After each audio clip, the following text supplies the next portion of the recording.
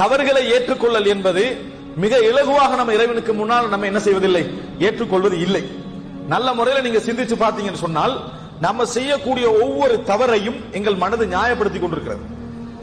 ஒவ்வொரு தவறுக்கும் ஏதோ ஒரு சூழலையும் நேரத்தையும் காலத்தையும் நிர்பந்தத்தையும் சொல்லி நாம் என்ன செய்கிறோம், இருந்து கொண்டிருக்கிறோம். முத்தலக்காக மனம் திறந்து நான் அநியாயக்காரன் என்று தவறை ஏற்றுக்கொள்வது இல்லை. நான் அநியாயக்காரன் என்று தவறை ஏற்றுக்கொள்வதில்லை. வட்டியில விழுந்தவர் ஒரு நியாயத்தை வைத்திருக்கிறார்.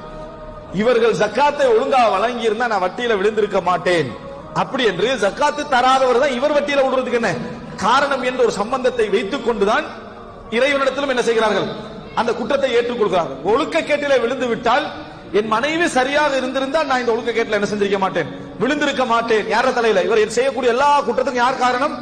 சூழல்ல உள்ளவர்களும் அவர்கள் தான் இவர்களுக்கு காரணம் என்கின்ற அமைப்பில் தான் இறைவனிடத்திலே குற்றத்தை ஏற்றுக்கொள்கிறார்கள் என்பதை நம்ம பார்க்கிறோம். நிறைய பேர் ஏற்றுக்கொள்றது கௌரவம் கண்ணியம் அந்த பகுதியெல்லாம் பாதுகாத்து ஒரு வார்த்தை சொல்வார்கள், நான் தவறு செஞ்சா நான் மறுக்கல, ஆனாலும் பின்னால் ஒரு கட்டுரை எழுதுவாங்க பாருங்க. அந்த கட்டுரையில இந்த தவறை ஏற்றுக்கொள்றதை விட இந்த தவறு நியாயம் என்றுதான் இருக்கும். இந்த தவறு என்ன இருக்கும், நியாயம் என்றுதான் கூடுதலாக இருக்கும்.